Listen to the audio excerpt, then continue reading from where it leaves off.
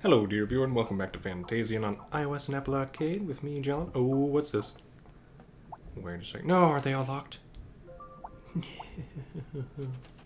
Maybe we can warp here in the future, though. We're kind of hiding those, though. Anyway, let's take a nap. Boink. Alright, we'll get all of our MP and HP back, unless some crazy cutscene happens. Certainly possible. Alright, then. How do I actually get out of here, then? This the way? Secret base main hall? Sounds like a plan. Alright. We've said hi to everyone. They might say something different now.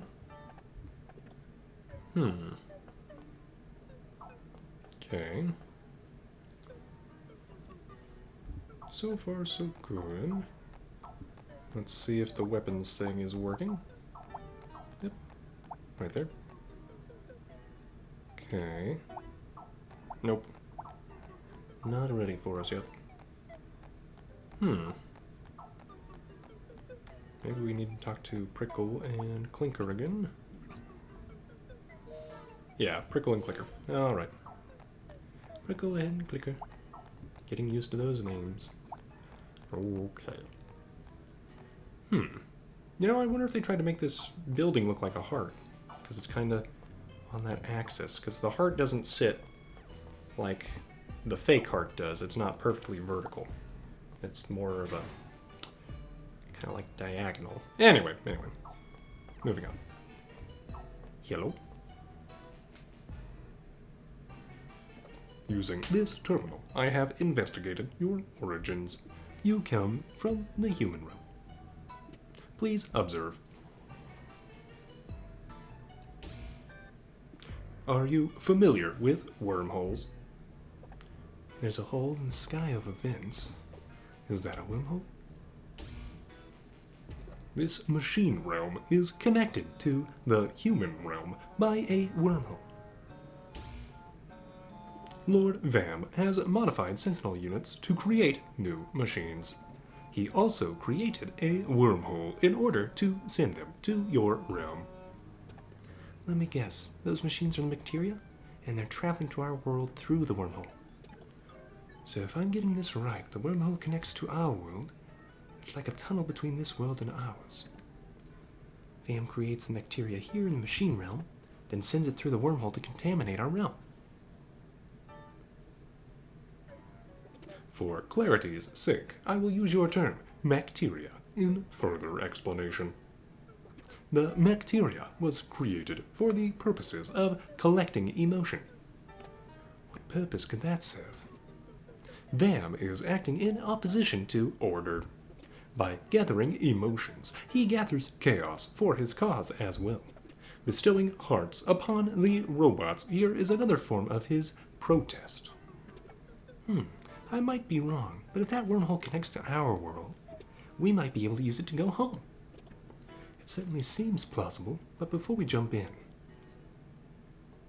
might I use that device? I'd like to see what else it can tell us. This device directly accesses the user's memories to transmit information. However, its effects on a human subject have not been verified. I want to try it. Oh, it's combining both. Oh, dear. Well. This is dangerous. Also, don't jump through wormholes, kids. Apparently they're, like, infinitely gravitationally oriented and may, in fact, like, explode you. Or maybe I'm thinking of black holes. Anyway. This feels strange. I can't smell anything. Is this a dream or something? Probably. I like the shiny sparkles, though. Boop. The first daughter. Oh, Cheryl's memories? Tragedy rocked the queendom of Vibra.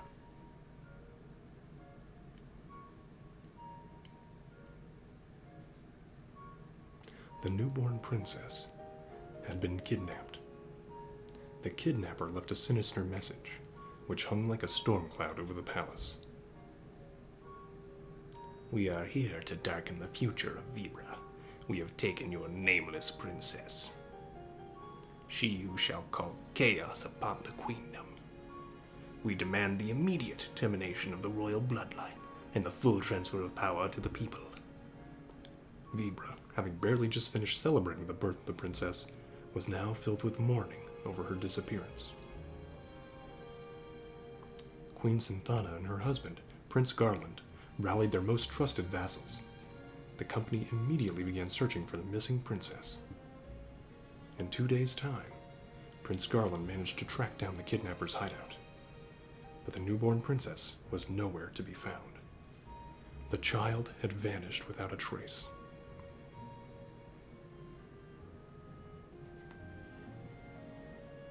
Queen Synthana put on a brave face before her subjects, though inside she was racked with grief over her daughter's disappearance. Children of Vibra, I thank you for the many tears you've shed for your dear princess. No matter what threats befall our nation, I will continue to serve you, good people of Vibra. I urge you to wipe your tears and remain positive.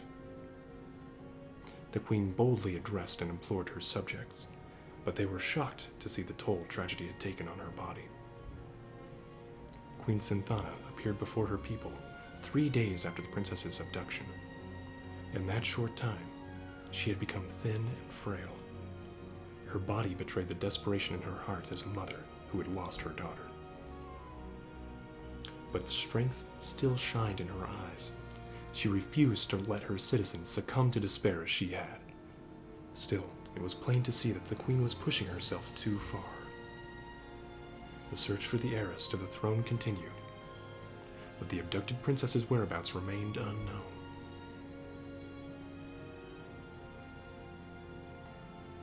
This is my fault, the queen said, her eyes tired and hollow. Prince Garland took his wife's frail hand into his own, but all he could say to comfort her was, "It is not your fault. It is not your fault." Garland's voice wavered as he repeated these words again and again. Synthana watched her husband in silence. The future I'd once envisioned is no longer possible. I no longer have the power to lead. The people of Vibra. We only need more time. Our people will grant us that. I feel so weak. The queen could barely manage a whisper. I've tried reaching out for her again and again, but I fear I've done all that I can do. Queen Synthana was a powerful mage. It stood to reason that her daughter would inherit such power. Since the abduction, Synthana had tried desperately to detect her daughter's magical energy, but she had not found a single hint of the princess, and now her own powers waned within her. In her grief, the queen's magic dwindled. It was as if Queen Synthana's heart had frozen, totally overwhelmed by the loss of her daughter. Oh, if only I'd given her a name straight away, instead of waiting for her naming ceremony. Try as I might to call for her, she is without a name to call. I can still feel her warmth in my hands. Her tiny body, so fragile, so delicate.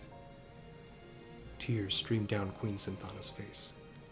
Prince Garland gently wiped his wife's cheeks dry.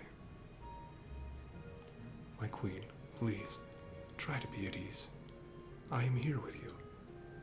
I know it seems as though there's no end to this sadness, but I am by your side to bear it with you. Prince Garland squeezed her hand tightly. He hoped that he could give her his warmth, his presence, in place of their daughters, and thus share with her some of his strength. Synthana finally lifted her gaze to meet her husband's. Looking into her tear-drenched eyes, Garland spoke. You must focus on your own health. It's the best thing you can do for her now. Prince Garland reached out to hold Synthana. Synthana surrendered to her husband's tender embrace and wrapped her arms around him. He held her even tighter. Synthana needed his support. It was as vital to her as the air she breathed.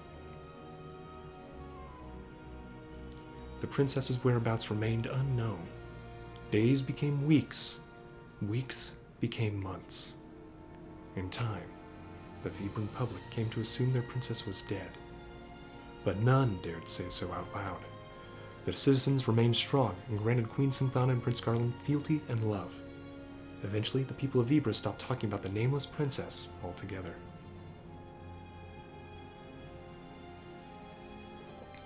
Is this a story about the queen that's evidently protecting me? I don't get it. Let's turn down the volume a bit. Where am I? My senses are betraying me. No, they've abandoned me entirely. So, did they have 2 daughters? The ice magic would make sense for Cheryl. Is Garland Vam? Because that would be a Final Fantasy 1 callback, maybe. The second daughter. Oh. Okay. Several years had passed since the princess was abducted. At long last, the queendom of Vibra awoke to a joyous new morning, for Queen Synthana was expecting her second child. That wasn't all of Synthana's newfound fortune. Her magical power had also regenerated somewhat, perhaps due to her renewed desire to protect her new daughter. The adoring cries of Queen Synthana's faithful subjects welcomed her second child into the world. When the day of this new princess's naming finally arrived, she was given the name Cheryl. Okay, so Kina's the first daughter. Got it. Cheryl grew up under careful protection, never far from Synthana's loving, watchful eye. Even as a toddler, Cheryl proved to be a quick thinker, and she grew into a fearless young girl. The people of Vibra, enthralled by their second princess, eventually all but forgot about her missing sister. Wait, did they never even talk about it with Cheryl? Except for Synthana herself. When Cheryl was 3 years old, Queen Synthana fell deathly ill. Her court doctors did their best to uncover the root of the sickness that gnawed at their queen, but their trials all ended in failure. Queen Synthana withdrew from the public eye and spent her days lying in bed. Still, the young Cheryl would regularly visit the queen's bedroom, where her mother was usually well enough to teach her magic. At times, though, Synthana could do nothing but silently gaze into the distance. Cheryl sensed a great sadness in her mother's heart. She worked hard to make her mother smile again, doing her best to stay positive and clearly demonstrate the progress she'd made in her magical training. But Cheryl knew the truth. The queen had never given up the search for her unnamed sister. This created an unspoken tension between mother and daughter, a tension that even Prince Garland couldn't understand. Time passed, but Synthana showed no signs of recovery. The queen grew more and more gaunt by the day. Mother's going to die, Cheryl murmured one evening at the dinner table. Her words struck a dissonant chord with Prince Garland. He believed he knew the cause of his wife's terrible illness: grief for the twin losses of her firstborn and her magical powers.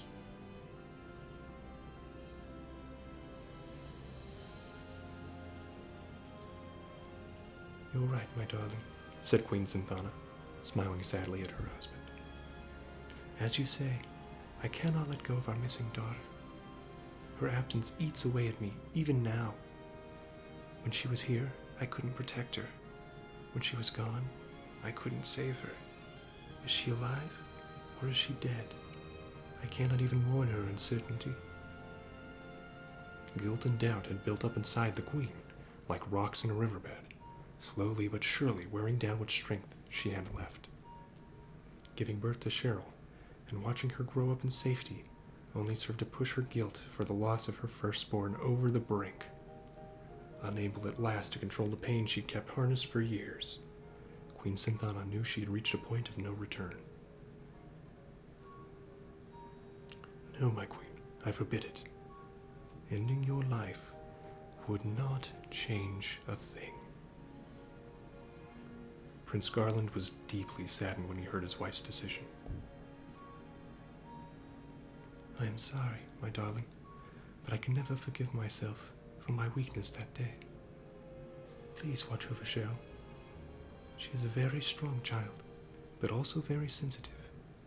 She understands why I feel I must leave this world. I did so want to stay by her side. There's so much that I wanted still to teach her. I wanted to hold her hand and show her so many things. I wanted to walk with her and talk with her. I have failed both of my daughters.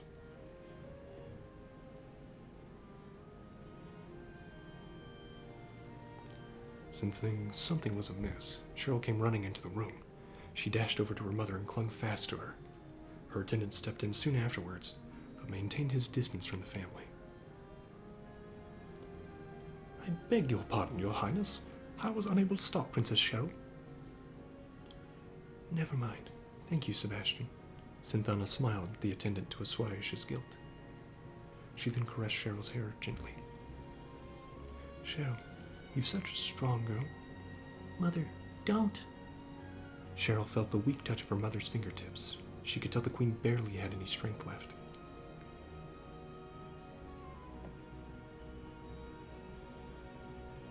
Cheryl, there is something I need to tell you. You must find your own destiny. Oh, Kina's name. Destiny? Cheryl repeated. I tried my hardest to find my own destiny too. But your destiny belongs to you alone. You must find it.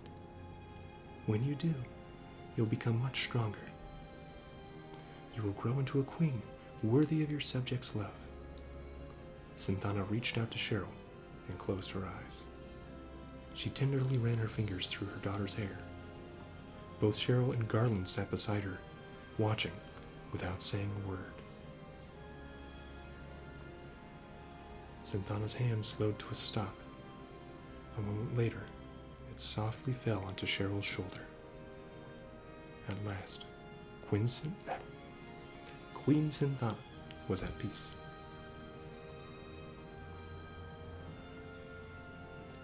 I see. This is an old memory. A memory about my oldest sister who went missing. Oh, how her disappearance haunted you, Mother. I guess it doesn't help that we don't really know Kina's age, per se. Cheryl, are you there? It's like I can feel you beside me. It's so strange. More memories? Nope. Just this one. Alright. The Lost Princess. In the ancient Vibran tongue, Kina means destiny. The kidnapped princess was passed along like an unwanted gift. Eventually, fate brought the Nameless princess to the frontier town of N.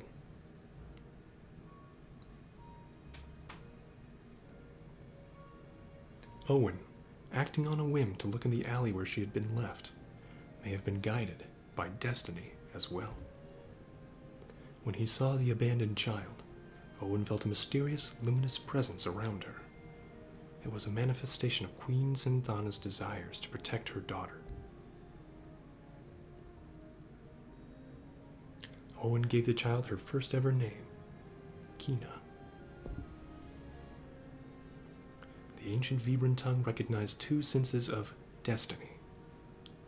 One is the state of a person as they drift through life, following the whims of society around them. But the other sense describes the path that a person finds for themselves.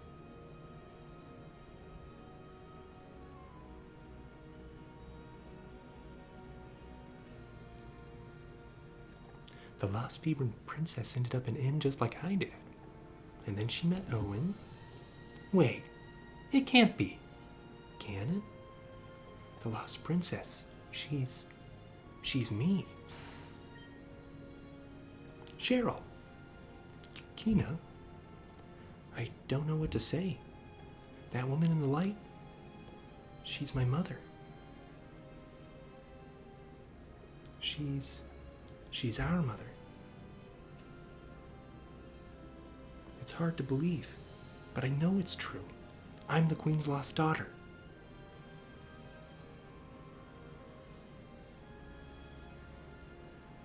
What was she like, Cheryl? You know, our mother.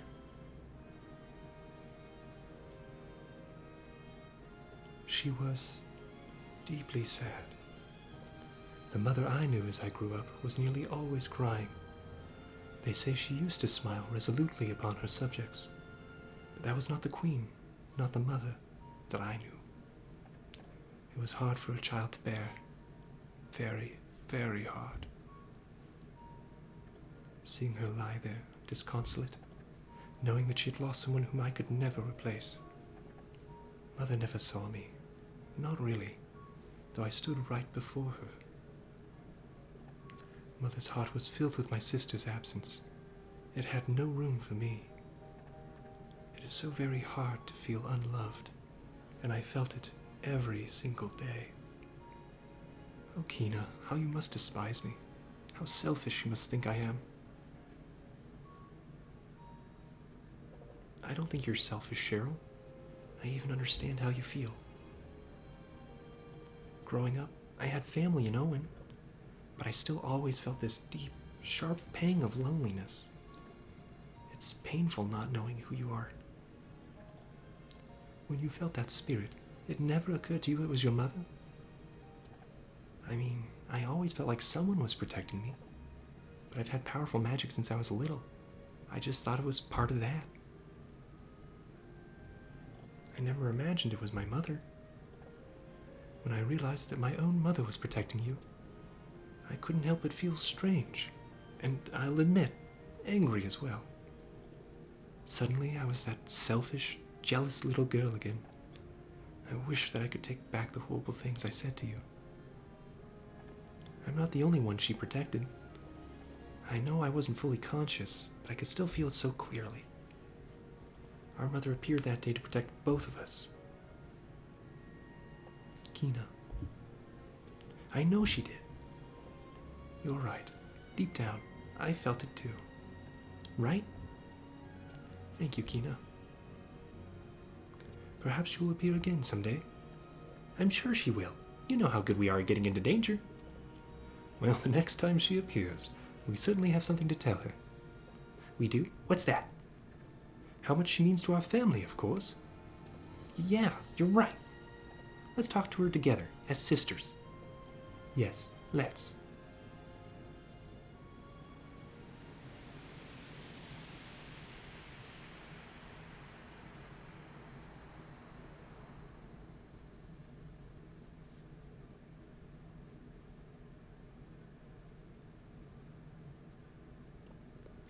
Are you all right? Are your systems operational? We feared your hearts malfunctioned. Cheryl, I'm so happy. I finally know who I am, and I have a sister. I want a family for my whole life. I'll admit it feels a bit strange suddenly having an older sister. What is this warm feeling? Am I overheating? And look at me. I have a little sister. So are you going to call me Big Sis from now on? Perhaps when ribbons fly. Besides, you're royalty now, Kina. Someone will have to teach you the manners suitable to your station. Royalty, huh? Of course. But worry not. I shall instruct you most thoroughly and mercilessly. My dear sister. Dear sister? That's not something I'm used to. They look happy. Diagnostics detect a familial bond forming between them. It is making me feel fuzzy inside. Aha, our first lesson begins. Repeat, that is not something to which I am accustomed. Cheryl, what's wrong? My head. Yep. Divine artifact thingy. Your time is nigh.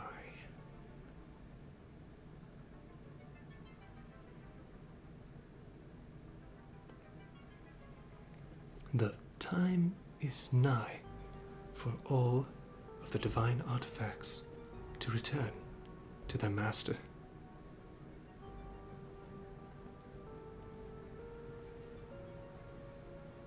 Cheryl? Uh-oh, zombie time. Not good. Oh, and that robot just let her pass. Why? The lock. It has been opened. Oh, that's why. Cheryl, please come back. That area is very dangerous. Danger, danger. Great kings. Incoming signal from Lord Van.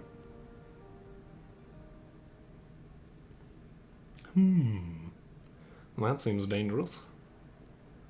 And here's Leo. They must be in the world of machines. I've got to get one of those jewels and warp there somehow.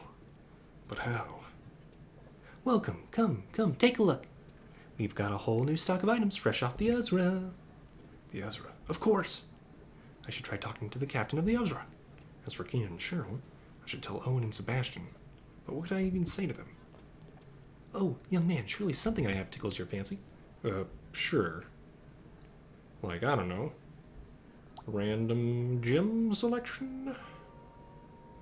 Maybe. Alas, I do not see the gym. Though you'd think Sebastian would probably have similar gyms. So, yeah. Look, Zeneca. There's the knuckles stuff. Let's go to the Ezra. Bridge, captain's room. Captain's room! Ho ho ho, warp. Alright. Ahoy, Leo. Is that the crystal ball? What does it show you? Well, lots of things. When it works, at least. I'll let you see it one of these days. By the way, you sailing solo today? Actually, Cheryl and Kino were abducted.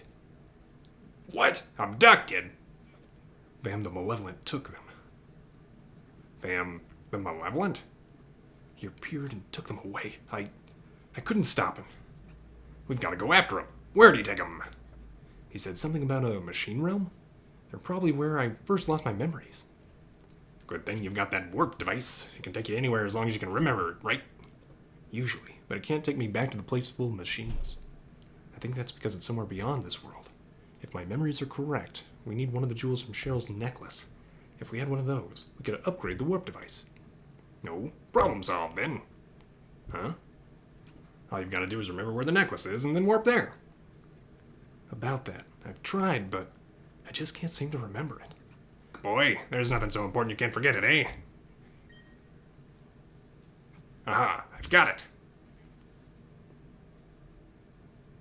Take a peep at this. What is this? Princess Cheryl's photo album. She lays it on thick with the royal act, but the princess is as vain as anyone. She even published this thing. Maybe I'll flip through this will remind you of something about the necklace. I see. There. You remember something? Yeah, I remember crashing a palace party to try and steal her necklace. Great going, kid. I stuck into this room right here. Hey, that's the princess's bedroom. What else were you trying to steal, Leo, you Sanzi dog? Be serious for a second. Ha, I'm just yanking your chain. Anyway, if you remember that room, then you can warp there. Let's go. You're coming along? Why not? This crystal ball's missing a few parts, plus your father had it for a while. Those parts might be squirreled away in that toy box you mentioned. The toy box? Oh yeah, you said the main one's in the capital of the queendom, right? Come on then, let's get a move on. Alright. Time for the bachelors to roam, I suppose. Oh, and we can warp to her room, apparently. So next time, everyone, we will see if we can find the necklace. I hope you have a great day.